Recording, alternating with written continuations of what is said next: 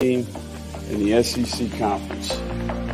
We're going to build the best football program in the SEC Conference. You have now arrived at Stadium and Gale. The kick, it's been blocked again! How about it? It's been blocked again! It's going to heat one deep down the field. It's going to be to the goal line. It's going to be gone! It's a touchdown! And the Gators have won the game! Tyreek Cleveland! How about it? I can't believe what I just saw! Dropping back to throw. Thompson fires the ball over the middle. It's Dory! It's Dory! Got a touchdown! Dory got a touchdown! Oh, man! Dory's got a touchdown! Ahmad Black, in his final game as a Gator, takes it all the way home and sends Urban out the winner. You have now arrived at Stadium and Gale.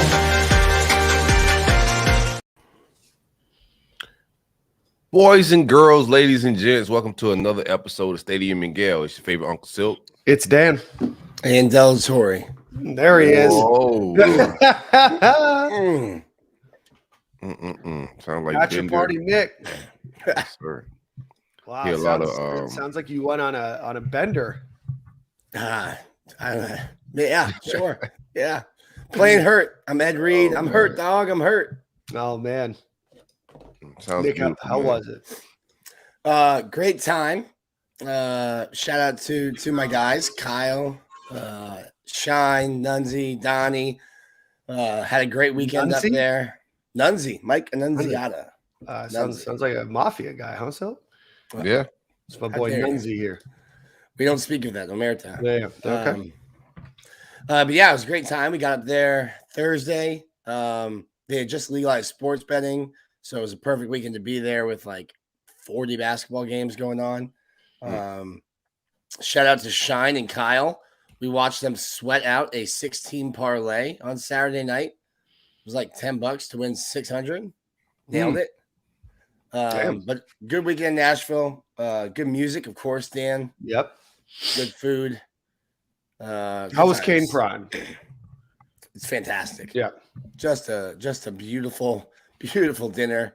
I don't think any of us were sober enough to be there at the time, Yep. Sounds right. Sounds perfect. but I think we purported ourselves correctly and we didn't get kicked out. That's the most important thing.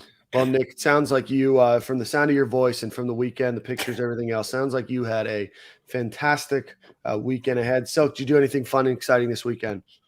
No, actually was supposed to head up to Tennessee, but the wife had she works for the court system and had Right. an important trial or something that come on. So we may go later on this week if things go the way we think they're gonna go. But just kicked it. Went to go to shout out to co-host on the roll up, CJ. His wife had a birthday party this past weekend out in the Orlando area. So we drove up and hung out up there. I had a great time, a lot of dance moves, a lot of good vibrations, but this cold weather, bro, is Yeah. the dickens right now. I Yeah. went outside to grab a charger, and I don't know what's going on, why it's 55, 56 degrees in South Florida in mid-March, but not feeling it.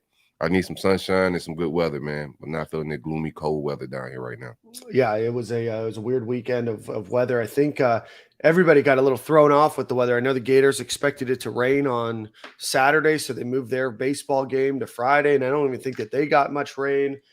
There was a big golf tournament here in Palm Harbor, which is outside of Tampa, called the Valspar. It was supposed to be rainy and overcast all day Saturday and Sunday. Go out there yesterday. Don't put on any sunscreen because it was like, oh, we'll probably only be there for a few hours because it'll be cold and overcast. Well, sure as shit, the sun comes out. It's probably in the mid 60s, and I have a nice little forehead, all right, a nice little forehead sunburn, arms, legs. I mean, we're acting like we're 7 years old on the 4th of July again, just burnt all over. But weird weather. But now it's like 55 degrees in Tampa right now. So I don't know what's going on. 50 degrees. 50 Yeah, I'm about to say you got to be a tad bit cooler than me. 50 degrees. I woke up, walked the dog this morning, and I thought that I was in Antarctica. It was chilly this morning. Yeah. But you guys have a good St. Patrick's Day and all that as well before we get into the show? I didn't do anything special. I had all the great intentions of going downtown and hanging out at Sunburn on Clematis down here.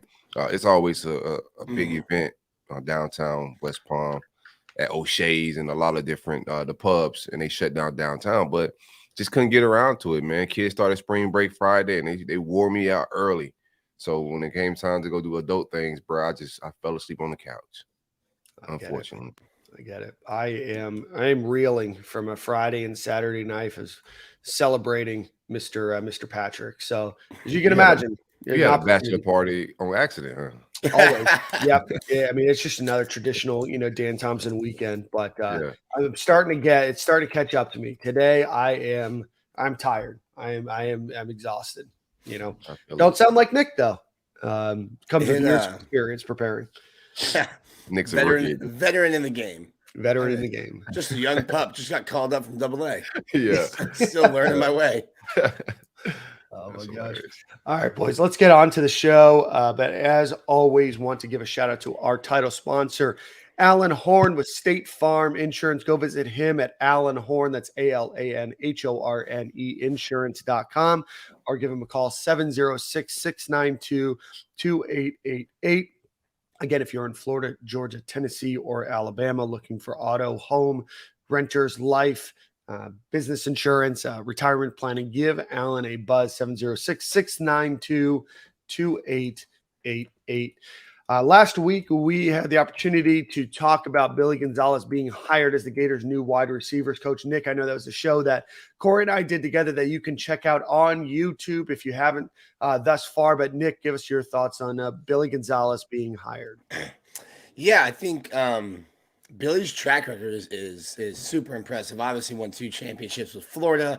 Just looking at the list of guys he's coached, when he got here with Dan's staff, we didn't think much of the wide receiver room, and I think really had a hand in helping develop Van Jefferson, Freddie Swain, Josh Hammond, and certainly a big hand in developing Kadarius Toney, because Kadarius came to Florida as a two-way player, quarterback mainly, and they told him he would have a chance to play quarterback, and I think Billy had a lot to do with helping mold him into the wide receiver that he is.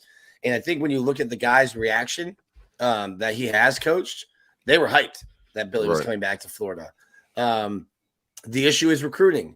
And if I'm being honest, I think NIL will do more recruiting than Billy Gonzalez will. And it would have done more recruiting than any of the wide receiver coaches that they were going to get. So I think you're getting an elite X's and O's developer of talent in Billy Gonzalez, who's making his 3rd stop in Gainesville. Already. Yeah. So, any final thoughts? I mean, I think a lot of people were pretty excited. And, I think that the sentiment was pretty big excitement. I think sometimes people trust the person that they don't know or the name that they don't know a little bit more than maybe the name that they do know.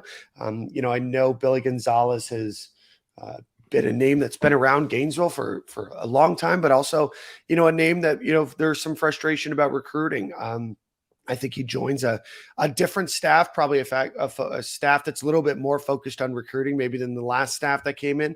But certainly you go back to the Urban Meyer time, there was a huge expectation in recruiting. So it'll be interesting to see what the Gators get out of Billy Gonzalez again in his 3rd stint. But, overall, I think the sentiment is still strong for what was available. Yeah, I don't want to regurgitate too much. Like we already done some content on him, but I do want to, for the people that haven't checked it out, Billy recruited. I don't think he recruited terrible last cycle. I think the evals is what a lot of people don't realize they have a problem with. But I think that's what the problem was, because the 4-star, you look at Jamarcus Weston, you look at Xavier Henderson, Jaquavion Frazier, all those guys were 4 stars. Did we get the absolute top of our board? I don't think anybody on the Dan Mullins regime did, because a lot of that starts at the top with recruiting. So I expect, and like Nick said, a lot of it's NIL these days. When it pertains to building relationships and connecting with the kids, I think Billy Gonzalez does that well. We got to have our stuff on point as far as NIL, but I think recruiting stays on point and on par with Kerry Colbert, who a lot of people had problems with him in the beginning of last cycle with his take. So just give it some time. I think Billy's a good hire. Not an A, but a B hire. Yep. I think he keeps everything going. Our off the field staff, the guys, David Decker, and also Benedict Hypolite, Those guys like that with the off the field relationships, and they're down the pipeline to join on the field jobs, just like my man that just went to Cheney. Jamar Cheney. Just like Jamar Cheney just joined the on the field job, we have guys in the fold that are just as talented and have off the field relationships and are great at recruiting as well. That should be jumping on the field with us soon, but just wasn't the right time. So overall, good hire. Billy could groom David Decker and other guys on the off field to get ready to be on the field when it's time. I think it's a good hire. Absolutely. So we will see him in practice tomorrow when the Gators do return back to the practice field. And other coaching news, speaking of hires, the Gators were able to secure a contract extension for defensive backs coach Corey Raymond through the 2025 season. Great news for the Florida Gators staff. Great news for Billy Napier. And certainly great news for Jason Marshall, Devin Moore, the rest of the defensive backs working at the University of Florida. But incredible get by Billy Napier and his first inaugural staff at Florida. And the Gators keep him under contract until 2025. Nick, do we get any updates on changes of salary or anything else?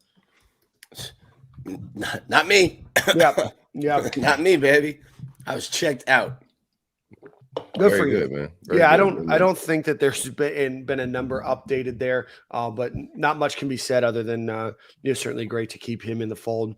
Yeah, we'll send a FOIA request, Freedom of Information request, and Florida usually gets that stuff back to us in a week or so. Cool.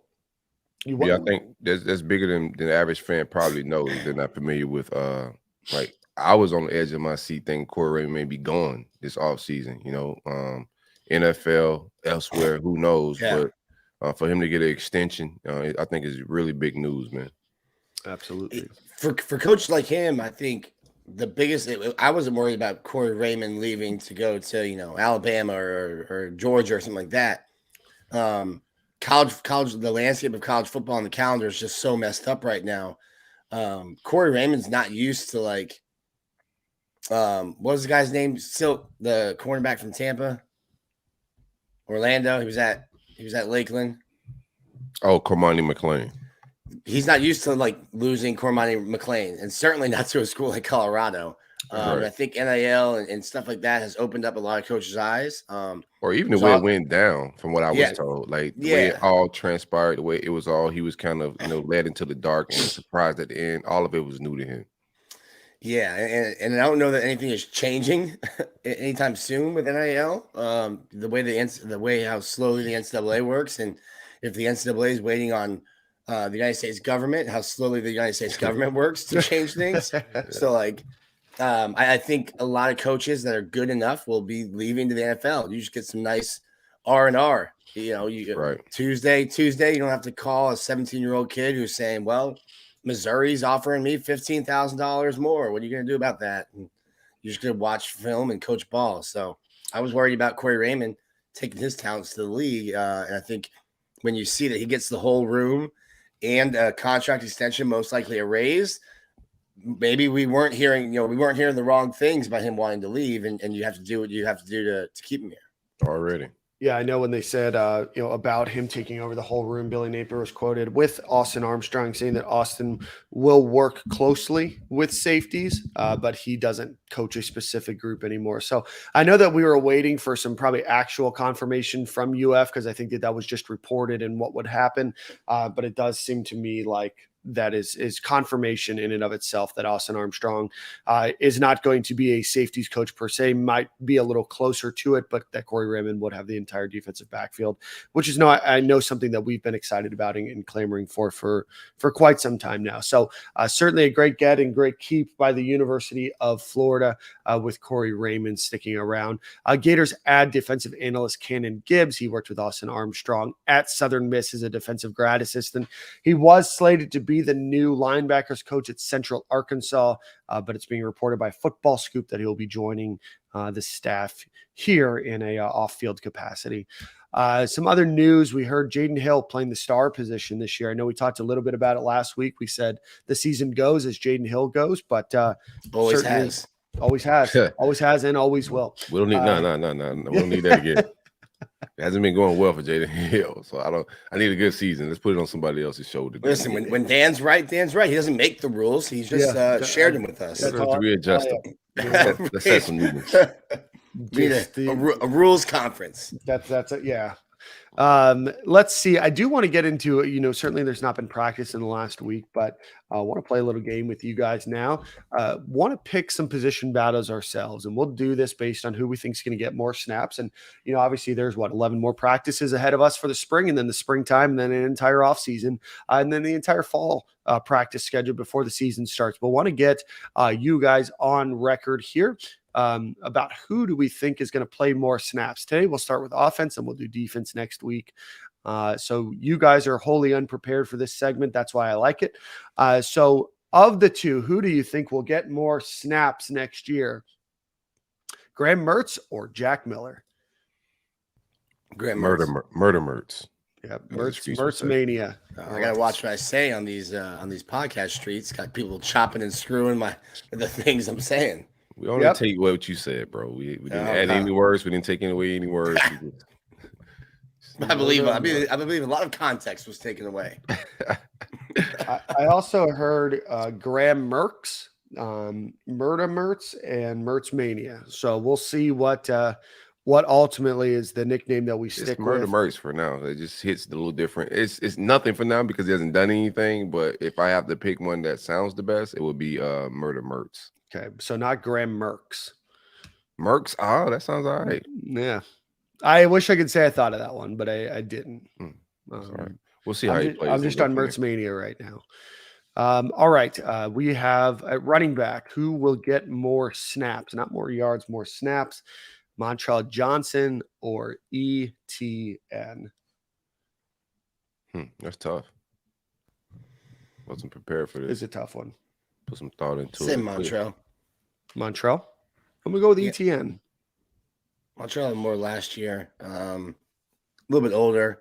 I think you do have that 1-2 punch. I guess the coin flip might be who's better in pass protection, who's getting those third downs, who's better catching the ball to also be on third downs to be part of that offensive package.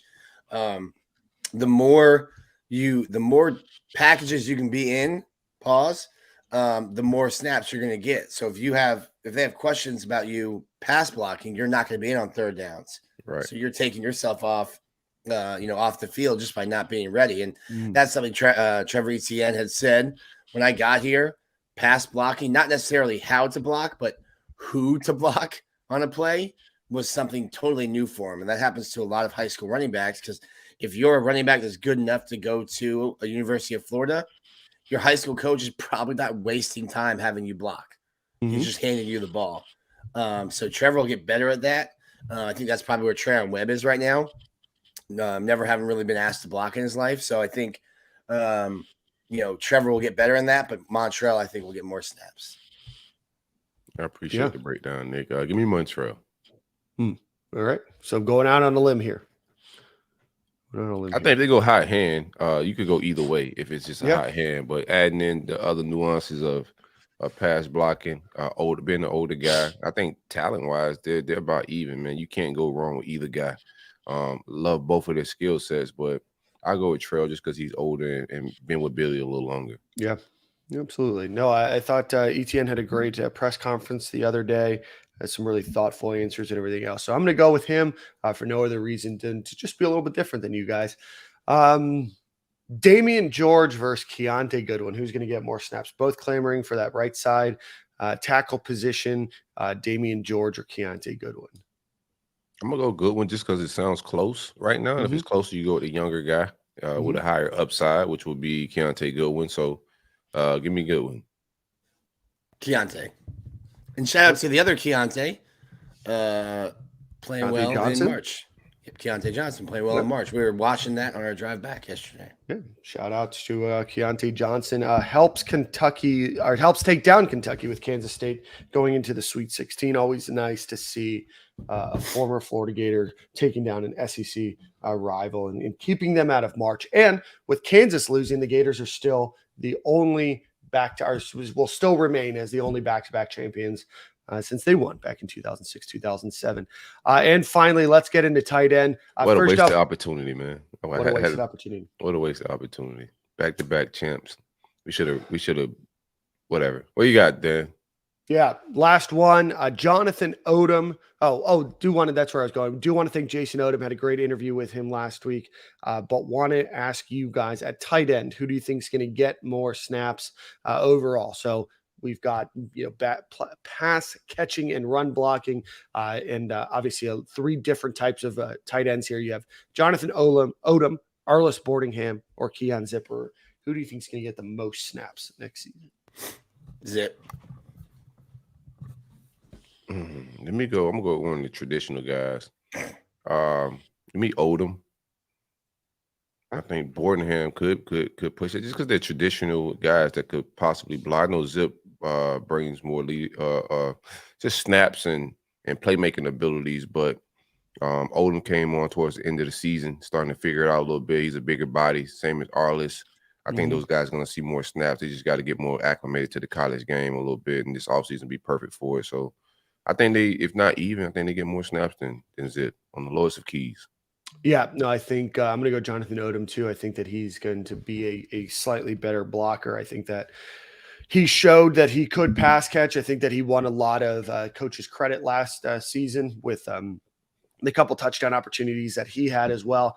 So I think we see a little bit more of him going into next year, but certainly hopeful that one of them will step up and emerge as the Gators' true starting tight end. And certainly excited to see what Arliss Boardingham can do. Looks like a completely different animal out there than the Gators have had at tight end. Big, bulky, can seemingly move well. I know that I think it was Ben Troop that was giving him a lot of credence on the timeline a couple of weeks ago as well. So excited to see him, but ultimately just excited to see anybody emerge into that tight end role. So that's it for offense. Any other offensive player battles that you guys want to talk about? Outside receiver. Okay. I think Andy Jean, if he's not starting by week 1, will be starting at receiver at some point in 23. Okay. It's hard to put him outside. I think he separates. He's not the fastest of the bunch that's coming in from high school, but the route running, the ability to stop and go and to accelerate in between cuts and whatnot is just going to separate him from most of the guys in that room. So, yeah, Andy Jean, interested to see how – I know Ricky Pearsall going to have that slot locked down, but Gene Wilson is going to be a tough guy to keep off of the field. So, interesting to see because he's not here spring neither. So I want to see how fast he moves up the depth chart and what kind of plays he's making fall camp, because that type of explosion is hard to keep off the field. Yeah, same with you have Eugene Wilson and Aiden Mizell. Both are certainly going to be clamoring for those spots as well. But Nick, what do you have as the matchup? You have Xavier Henderson versus Andy Jean. No, I think Xavier Henderson's on one side and Andy Jean's on the other. And then I guess you're looking at, who else is going to be. I think right now you're looking at 3 starters at receiver. Yeah. And Pearsall and Henderson have 2 of the spots. And the other one is just kind of open. Outside would have to be like Jaquavion Frazier's, Caleb Douglas. Yeah, I think I have Caleb Douglas. I haven't heard much of him in spring practice. That doesn't mean anything. Obviously, there's limited time there, but I think Caleb Douglas was certainly somebody that stepped up last year. Marcus Burke's another one. Right. Ty. Whatever. There's a bunch of guys. I don't think anyone. I mean, listen, we're Ty a Bowman. handful. He's inside. Ty Bowman's inside. And I think. I think Eugene Wilson, I would have pegged him to possibly take the slot job if Ricky Pearsall hadn't come back. Yeah. Yeah, so certainly be interesting to see. There's certainly a different caliber of talent that's being infused out of high school this year going into the 2023 season than we've probably anticipated, both in type of receiver and speed of that receiver. But I think that Caleb Douglas is somebody that a lot of us were high on last year. Marcus Burke, the same. And now it's an opportunity as Jaquavion Frazier's, who try to transfer? Is he going to be able to step up? What do we see out of Ricky Pearsall? What do we see, out of Andy Jean? The Gators haven't really had fantastic freshman wide receiver play in quite some time. Could an Andy Jean and Aiden Mizell, Eugene Wilson be one of those, next top flight wide receivers? I don't even know. Do you guys remember off the top of your head the last time the Gators truly had outstanding freshman wide receiver play? Antonio Callaway. Pretty good. Yeah. Yeah. And that was 7 years ago. Yeah. Right. 8 years ago. Yeah. Just trying to think back. Like, did we miss any opportunities for a freshman? I don't think so. This class is very, I think, very talented. Aiden Mizell gets the least amount of talk. And I think it's because of injury wise, and also he's a little slender on the smaller side than the other two. But he's very capable as well. I hope I'm wrong, because Mizell has some very good top end speed, but to me, he has some body maturing to do this offseason to be ready to play in the SEC every week. Yeah.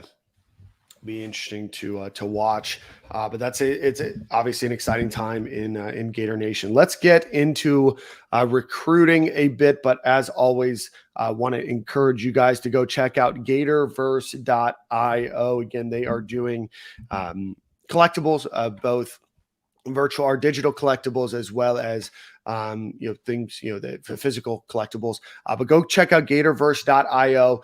They are working with the basketball program right now and the women's gymnastics program. They are doing an event at the end of this week for a meet and greet with the gymnastics. They're going to do some tumbling, some jumping around.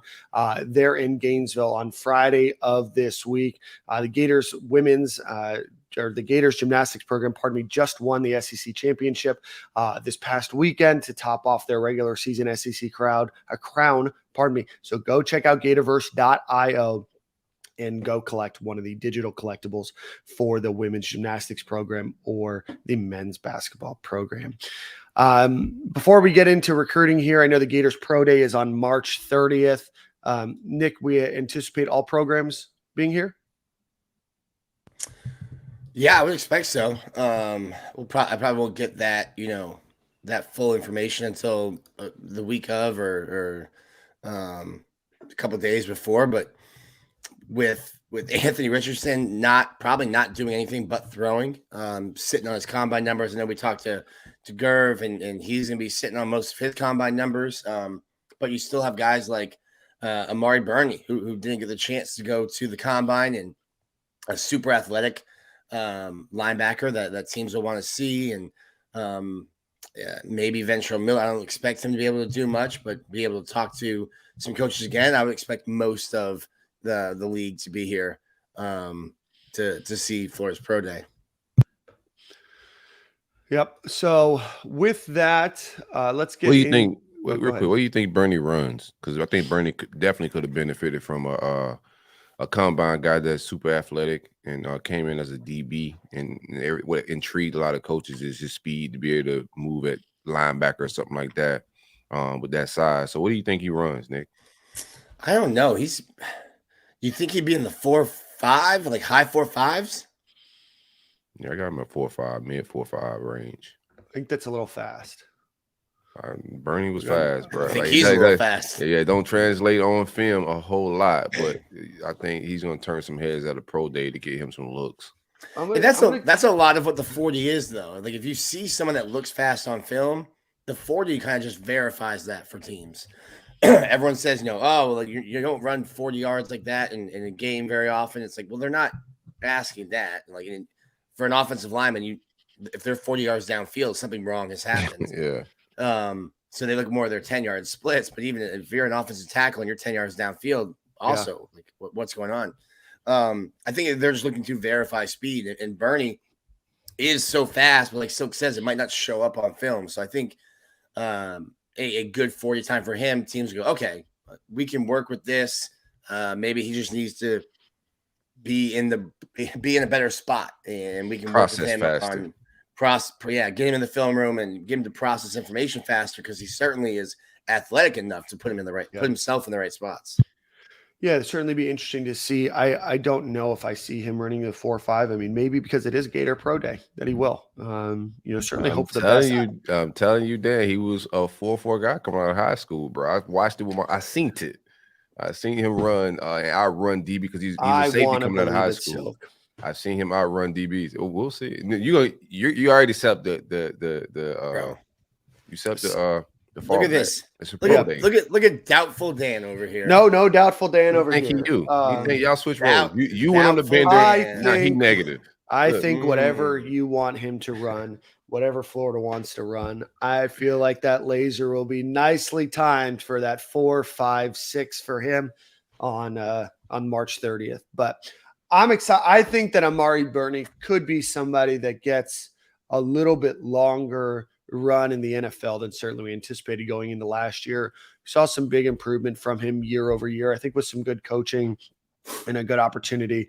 I know we were hard on Amari Burney for 4 or 5 years, but this last year, really stepped up, made a big improvement under Jay Bateman. Well, I think Ventrell Miller, and I don't think that'll be a surprise. I think Ventrell Miller is a better linebacker and a better player. Ventrell Miller is not a guy that's going to play a ton of special teams in the NFL. Right. He doesn't have the speed to do that. So when you look at the potential career longevity, Burney's a guy you put on every single special teams and can play a linebacker spot for you. So he fills a couple roster spots where Ventrell really just fills an inside linebacker spot. And when you're an NFL team and it comes to cut day, all right, well, we have one player that plays one spot, or we have this guy who's on every single special teams and might be a little bit less of a linebacker, but we can deal with that because he's going to allow us to hold another receiver on the roster or another tight end on the roster because he fills so many spots. So I think that's where Amari Burney has a ton of opportunity with Gators Pro Day to show an NFL team, hey, we can do something with this guy. You heard it here first, Nick Delatorre. Amari Burney will have a better NFL career than what a take, man. What a take. I appreciate that. We'll put that on YouTube Shorts. By the way, if you are watching on YouTube, please hit that like button.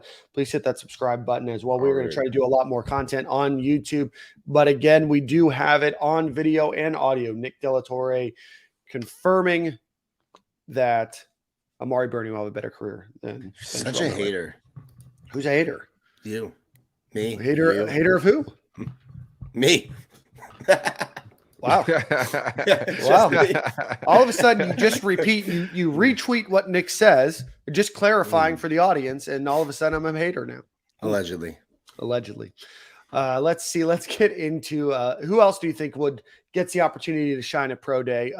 Probably a pretty limited group. Nick, do we know if any of the older guys are coming back? I know, they've had Matt Elam in the past and everything else. I'm not sure. I think you've got a bunch of guys, a bunch of Gators on XFL rosters right now. Right. And so I don't think, you'd get those guys coming back. It'll be interesting though, if guys do come back and Jordan Pouncey's a guy who hasn't really gotten a chance, but has been in town training. I've got a list. A list. Here you go. No, I don't. Never mind. This is from 2 years ago. Oh man, good job, man. No, we usually get that list week up. Probably the same list. It was on the same day, so I got confused, All good. All right. Let's see here. Getting to some Gator news in the recruiting world today. Silk, I know that you've been very high on St. Thomas Aquinas running back Jordan Lyle. I know that he is the number 53 overall player. I believe he is the number 5 overall running back, but he is looking to potentially lock in a visit with the Florida Gators in the next couple of weeks. Right now, the recruiting prediction machine by On3 has him with Miami being the most likely and Penn State right behind, but certainly it doesn't seem like his recruiting will be done anytime soon. But any additional thoughts on Jordan Lyle while I pull up the rest of this recruiting visitor list? I'll tell you what, that's good company for RB2. Chauncey Barnes is RB1, Palm Beach County stud. I told y'all this back in July last year when he committed. But anywho, now that Georgia and Bama's out for him like full force and, sending all their helicopters and everything, now everybody kind of gets it. But that's good company to be in for RB2. Juwan Sider is a great running back developer, recruiter, and Miami does pretty well with recruiting running backs, at least out of high school. They haven't been developing the greatest lately, but they recruit stars and studs coming out of high school. So it's a great company to be in for RB2. We have a lot of good options at running back too. Wouldn't mind getting him, but I'm forgetting the kid we just had on campus last week from Mississippi. Loved his film, a lot of top end speed. This Jaluk and this staff, they have a good eye for running backs. If you look at Montreal Johnson and everything else they brought in the running back room, that's why the Trayon Webb, I wasn't the highest on him. And I said that on previous on the roll up before. I didn't have, for all the running backs that were coming out of Florida last year, was super talented. I didn't have him maybe in the top 3 or 4. But I'm not going to question these guys. I wasn't even high on ETN coming out of high school, and we saw how good he was. So I like this staff's eye for running backs. Running back 2, I think, is very important going into this cycle. Same with Cam Carroll, right? The transfer from Tulane. A lot of Gator fans didn't really know much about him, maybe questioned the take, knew the Gators needed an additional body. Obviously have a bit of a log jam, but it does seem like Cam Carroll's stepping out too as well right now. For the he looks the Gators. part for sure. Yeah, he look like an SEC running back. I tell you that. I'm trying to pull up right now because I think for him, like they've already said he's going to play on special teams. Trying to see if he's caught passes out there because that's really where he can kind of get in. We haven't seen anybody at running back really get involved in the passing game in terms of being a receiver. It looks like a little bit of receiving from him at Tulane, like 30, around 30, 35 career receptions. But I would like to see the running backs get more involved in the passing game, especially if the tight ends are just going to be that 6th offensive lineman again. Yep. But I'm hearing good things about Arlis Boardingham. And certainly Jonathan Odom's going to miss the spring, but when he got an opportunity, when Zip went down last year, he caught more passes. And I think Zip is a guy that could get more passes, but I would like to see the running backs get more involved in the passing game in that aspect. I think the quarterback being better accurately throwing those running back play. I think it's one of the throws and some of the throws that AR struggled with, Anthony Richardson. He struggled with some of those throws. So I just think having a quarterback that can actually hit some of those throws. I don't know if it was a lack of running backs being able to catch the ball rather than it wasn't just the smoothest plays for us dumping it off or throwing it out in the wing to running backs. Well, Graham Mertz is at Wisconsin was about as accurate as Anthony Richardson was. So, yeah, no doubt. Hopefully, we're asking them to just make easier throws, right? Sure. Like we stopped throwing some of the short passes that AR couldn't handle, and we didn't see it in our offense. So hopefully they cater things around what best suits Graham Mertz, and I hope he can hit some of the check downs and some of the intermediate. We don't need Graham Mertz to play hero ball. We need Graham Mertz to play around a better wide receiver room that AR had. Understand the offense and to get off the easy throws and for this entire offense to understand the system and to play together as a team. But we don't need Graham Mertz to be Murder Mertz. We need him to be Misdemeanor Mertz. We need him to be, that's it, man. That's just a written citation. That's not real right. Charges. Trespassing Mertz. That's it. That's an incredible name. What a great show title. Fairy Tale Pit Mertz. Misdemeanor Mertz. Misdemeanor Mertz. Let's see. Gators also are surging for Under Armour All-American and top 300 prospect Marco Craver, who I know is scheduling a visit from Pinson, Alabama. Has offers from Alabama, Auburn, Tennessee, Florida, Oklahoma. So that is a name to certainly look out for in the next couple of weeks that will be visiting. I think we mentioned it last week, but we'll mention it again. Gators do look to be in the driver's seat for safety Jarvis Boatwright, defensive lineman Kendall Jackson, 3-star athlete Kevin Leary, and Josiah Davis, all who have had crystal balls put in for them on 247. Expecting probably some commitments here in the not too distant future. We're almost into that point in time where last year we started to see kind of an influx of recruiting commitments, and probably expect to have that going into the summer of this year as well. Florida is probably a little bit behind where they want to be in terms of number of commits, as other folks in the SEC are sitting with 8, 9, or 10 commits. Florida right now is at 4. But certainly we could be seeing a domino effect coming soon. Are you guys worried at all about the lack of commitments thus far? I know it's only March, so. Nah. I think I think we're on par. I think we're fine. Nothing to panic about. Our quarterback is in the fold. Yep. Hearing a lot of good things about players that want to play with him. I think we're good. My biggest worry this time every year is always having that leader of the class, the quarterback. But as we go into camp season and spring football always brings a lot of visitors, I think we're in good shape. We'd like to see some activity pick up just in the trenches, getting some protection. That was my gripe about last cycle, trying to bring in, even though he didn't get here, trying to bring in a 5-star quarterback or a highly touted quarterback. You need to bring in a lot of highly touted linemen around him. So we'd like to see that activity pick up. It's a couple battles that we'll have versus Florida State in the trenches. I think we can win. We should be able to win. They haven't done anything credible. Money Mike is not that great of a recruit. I think we have a better recruiting staff. So I just want to see the trenches pick up a little bit. But outside of that, I think we're going to be able to get some skill position players. DB room is going to be fine. I like the board. I like the Levy kid coming out of – I like the Palm Beach County activity. I'll tell you that. Yeah, but, I'm biased figured there. You would. Yeah. Yeah, I'm biased there. But overall, I'm not panicked or anything with recruiting. I think we're in a good spot. Nick, your favorite topic?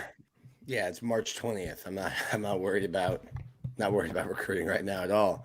I think I'm interested to see that who shows up for the spring game. I think they had a really good, really good track record last year with the guys that were on campus for an electric Thursday night spring game. I think that they had a really good track record with guys who showed up, committing and holding through and being part of the class. I'm sure Twitter will check me on that and tell me I'm wrong. But I think they did. So I'm interested to see who will be back. And you got DJ Lagway coming back on campus for that game. For a guy that does not live in the state of Florida, he spends a lot of time in Gainesville. That's great to see. And I think it's a huge thing to have a quarterback. When was the last time Florida had a quarterback of this caliber committed this early? I know like Will Greer, but that was back in 2013. Yeah. And we just haven't had a caliber of a quarterback probably since then, right? This is a different type of caliber. Like I haven't really been getting my Lagway lies off, but bro, this is different. Every clip I see this spring or even in the past, when he speaks, whenever he's on a microphone, he exudes leadership. The talent, the throws he can make, it's just different. Sidearm, overarm, whatever he's doing. This is a Tebow, Jameis Winston type get. Huge get. I think this kid comes in year one ready to compete on the highest of levels. So super excited about Lagway. And to be real with you, while we sitting here just getting takes off, this year is get me 8 wins, Billy. Keep the 8-9 wins. Give me that.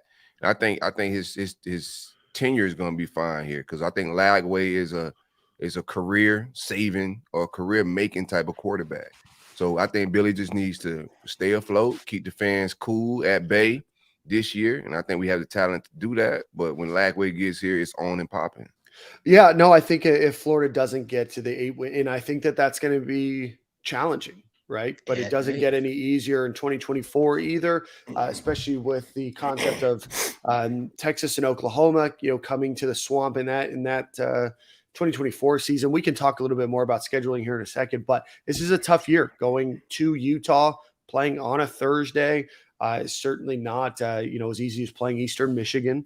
Right, Florida State obviously is a talented team. Florida could have beat them last year, but still, another tough. Don't forget your new rival Vanderbilt. Yeah, I mean, but even still, I know Nick's getting some jokes off, but South Carolina is not going to be terrible. I think Kentucky might be down a little bit, but regardless, whatever it is, Florida does need to put together, an 8-9 win season next year. If Florida falls to 6-7 again, that would be 3 straight under 500 seasons. It's not a great look. It's going to be tough to keep talent, and with the opportunity to transfer and with NIL, popping at other schools, then you have to worry about keeping your talent at bay. But getting somebody like DJ Lagway is only going to help Florida, continue to build. But they got to figure out a way to get to 8 wins this season at a minimum. I think 8 wins is a ceiling.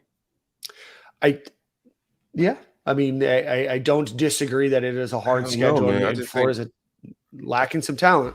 with a competent defense, like last year's defense in the trenches, we were so terrible. Straight down the middle. Defensive tackle, linebacker, and safety, we was just one of the worst defenses I've ever seen. I think the defensive tackle room is a lot better, and that's just gonna make our defense show up to games. Yeah. Our offense averaged 32 points a game last year. A lot of those games we should have won. We couldn't stop a nosebleed, and there was just a lot of like character and a lot of just locker room, new regime stuff that we pressed through. I think you should see an uptick in that whole department in year 2, and just an overall better. I think the offensive line overall is going to be better. As you can see, when we lost Osiris Torrance for whatever reason, when he sat out of the game, we couldn't run the ball last year. As good as our running game was, that same Vanderbilt game you was talking about, we could not run the ball with Osiris Torrance out of the game. Yeah. I think our overall offensive line, overall trenches on both sides of the ball are going to be so much better, and that'll get us 8 wins, man. I think we can find 8 wins on this, just from an overall team being better shit. Yeah, I mean, this is where Florida has, issues. I think that from a quarterback perspective, it'll probably be a step down, at least in an athleticism perspective, if we're able to figure out a way to get those, short swing passes, short balls out. Hopefully, there's an opportunity there. I don't think that Florida will see an improvement in quarterback this year from last season, right? I mean, just calling a spade. I think running backs could be better. I think offensive line, like you said, Silk, could potentially be better. Certainly saying that they're going to be better missing an All-American is probably a tough position to have. But I think overall they do have some talent there. Tight end almost has to be better, right? Wide receiver, less proven talent. We'll see what happens there. But defense, you do lose Ventrell Miller. You lose Amari Burney. You lose Jervon Dexter, right? So you have to figure out replacements there. I don't know if Florida will improve there, but I think from a schematic perspective. Absolutely, at defensive tackle, you lose Jervon Dexter, but what do you have after him? Right? Our defensive tackle room definitely upgraded. I know like you can't replace who he is, but Right. from a depth standpoint, we definitely upgraded in the trenches, man. We got 3 or 4 guys that we could roll out and not have Desmond Watson, who's out there exhausted and overweight. I agree that there is a talent. There is probably more collective talent, but still from a production perspective, we haven't seen it yet. Right. So I'm not saying that they can't, right. But I'm just thinking, big picture of where, Florida lost people going into this season, that there's still some pretty big holes to fill there.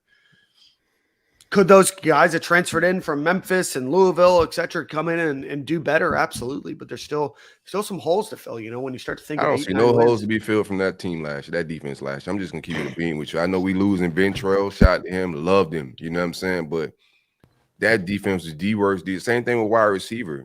I don't like there's overall that room is absolutely better. You know what I'm saying? Like I don't see, especially with Pearsall coming back, was a huge get, but from an overall standpoint of players being able to separate, that room is just absolutely better. But defensive tackle, like defense altogether, I don't know a whole lot of things that I'm going to be like, oh, man, we got to replace this on defense or that on defense. I think everything we lost is replaceable in one form or another. I think we just had to improve the overall depth of every position on the defense, and also the top talent.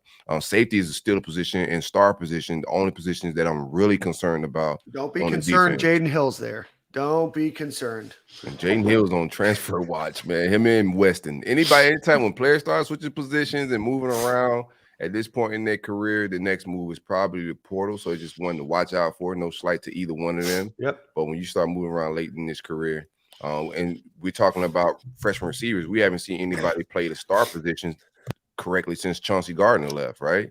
Yep. Who just signed a new 1-year, $8 million deal with the Detroit Lions? Safety's a spot. If we're talking about linebacker and replacing those guys, safety's a spot where, and I know very aware of everyone's feelings on Rashad Torrance and Trey Dean, acutely aware of how y'all feel about them. I have a huge concern that safety room. Yeah, I know Kamari Wilson was a high 4-star, and Silk was the first one on the Miguel Mitchell bandwagon. you just have no experience there. Right. And Florida will be looking for a safety in the transfer portal when it opens back up, and guys enter in May. Know that for a fact. They're going to be looking for more depth and experience, probably mostly experience in that safety room. So I think Florida in the transfer portal, let's pontificate here. In the transfer portal, Florida's probably going to go for an additional help at quarterback, right? I think that we're all pretty much on that page. Florida's going to go for some help at safety. I could see Florida trying to get some additional proven help at linebacker, and then tight end. Those are probably my 4 position groups that I see Florida going after in the transfer portal, unless they're able to get another potential starter on the defensive line. But are those probably the 4 main ones that you're thinking of? Tight end, they're gonna need some exits, I think, because I was surprised they didn't go out there any tight ends. And they got a lot of dudes in that room, and I was surprised they didn't go out there in the portal this past portal season. So I think they would probably have to need to see some exits in the tight end room. Would love to see some people get recruited and we go after some guys in that spot, but we need some exits in that room. You're on point with every other thing, but I think tight end gonna need some exits.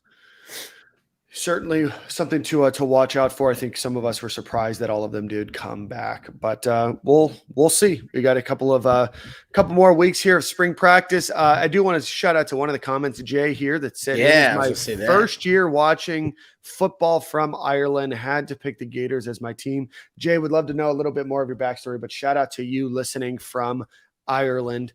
Happy belated St. Patrick's Day. Happy belated St. Patrick's. I appreciate your holiday. I seen a tweet from Dan on Friday and said there's a green beer. It's a bad day to be a green beer. Bad day to be a green beer. Bad day to be a green beer. But you know what? It is a good day. It is a good day to be a buyer of home field apparel. Go visit homefieldapparel.com. Use promo code Stadium and Gale. They do a bunch of new shirts from a bunch of different schools all around March Madness time. And then you can obviously check out the Florida Gators script baseball logo shirt that they have, as well as about 16 other products, t-shirts, and hoodies on homefieldapparel.com. Promo code Stadium and Gale at checkout will get you 15% off of your order. So again, homefieldapparel.com, Stadium and Gale at checkout. Any other football news before we get into some basketball, some gymnastics, some baseball, all that kind of fun stuff? No, I don't think I have anything else. Yep. All right. So congratulations to the Florida Gators gymnastics program, who set a meet record of a 198.425 on Saturday at the SEC tournament championship meet. They swept their entire competition. And Trinity Thomas got her 27th perfect 10. Florida gets back-to-back SEC title in the regular season and SEC tournament crown, competing against some great schools like Auburn and LSU. So congratulations and best of luck to them as they embark on their regionals and their march to the national championship. Gators baseball went 3-1 this week. They beat UNF on Tuesday. They go 2-1 against Alabama on Thursday and played a doubleheader Friday. The Gators are 18-4 on the season. And Nick, I think we have the Gators in the top 3 or 4 right now. Baseball, Florida just moved up to number 3 after Vanderbilt gets swept by Missouri. Tough week for America's favorite team, the Tennessee Volunteers baseball program. But Florida in a good spot. They're on the road all week. They're talking greasy this year, Nick. They are. People are just listen. Tennessee had the best baseball team. If you ask them, the best baseball team ever assembled in college baseball last year. Weird that they didn't win the national championship. But the SEC is just going to be tough. I mean, you look at the top 11. Right now, 3 of the top 4 of the top 5 are in the SEC. South Carolina, Tennessee, and Ole Miss are 11, 12, and 13. Looking through, I just don't see Florida State in any of these top 25. That must be a typo. But Florida will be in Tallahassee on Tuesday night, and then they will be in Oxford, Mississippi this weekend. So would have been a full week of top 25 teams if FSU would have won more games last week. I need my boys to stand on business and do all type of disrespectful things while they out there, just like they did to Miami. So I need y'all to just stand on. Matter of fact, Dan, you got some time to go stand out in right field? They're in Tallahassee. Yeah, right field is actually a circus tent. No room to stand out there. It's the honors college. Yeah. It's FSU's honors college. The honors college. That's hilarious. You have to. I don't know if you have any face paint, but you have to wear face paint and some red shoes to sit in right field. Well, I'm white, so I can be the guy that dresses up like the Indian for their mascot anyway. So, you're on the run here, man. I like it. How much glitter do you have? We can all meet up in Tallahassee this week. Just can't be sure this week. I really want to know the origin story. I need a 30 for 30 on this, on these glitter boys at FSU and how this becomes a club and why people sign up to do it. Listen, if that's what you want to do, that's what gets your rocks off. More power to you. But I'm just wondering how this tradition has been passed down for so many years. And then I want to see what it looks like in one of their, bathroom showers. Once these things are done. But I don't really. I'm not like super interested in them. I'm just more interested about the tradition of why the glitter boy thing is still around. Yeah, let them boys live out their fantasies, man. If they want to go to college and roll around. You think it's glitter, the valedictorian and the salutatorian of the honors college every year that gets to do it? I can see it. Just live out their fantasies. Live out their fantasies. Let them live out their fantasies. They want to roll around in glitter. Let them have it, man. Show's gone off the rails. What else is good new? Rails? Let's see here. Gators basketball program, just a tough season for the beginning of the golden era. Big fan of Todd Golden. Had a great interview with him before the season started, but Gators finished 16-17, lose to the most annoying fan base in the world, UCF, 67-49, in a game that they were not close at all. And it just, they looked bad, shot poorly, didn't seem to be getting anything able to fall. Both from a play perspective or from a shooting perspective. Gators do lose likely Kaiwasi Reeves to the transfer portal. I think you will see a completely different roster next year overall. I know that there's a lot of looming transfers. I know the Gators are looking at a couple of transfer portal guys now. I know there's an individual from Yale. I know there's a few others, but this will likely be a completely different team going into next year again, which I know happens a little bit more often in basketball than other sports, but certainly a tough first year for Todd Golden. Yeah, man. I don't know if we need to play a little baby in the locker room or what, but Todd got to get it together, man. I gave him a year pass this year. Wasn't really on my Twitter slander with him. He's been on the show, respectful, but it's a lot to be desired from the basketball program, bro. Losing to UCF just ain't it. Yeah. Kaiwasi Reeves, according to Joe Tipton, has been contacted by UNC, NC State, Clemson, Arkansas, Mississippi State, and Maryland. Damn. Let's see. Boston College, Stanford, Denver, Tulsa, Tulane, Loyola, Chicago, all places that have reached out to him. And let's see. Gators also have targeted St. Francis PA's Josh Cohen to potentially transfer to University of Florida. We'll get a bigger list. And then the Gators will also write on Riley Kugel, the guy that one of their guards that really stepped up towards the end of the season here at one point was likely coming back to University of Florida, but will stick with, keeping people in the dark about what his next move is. So with that being said, real G's, man, moving silence. Yep. With that, let's give one final sponsor or call to Alumni Hall, and we'll get out of here today. Go visit alumnihall.com, promo code Stadium and Gale, all one word.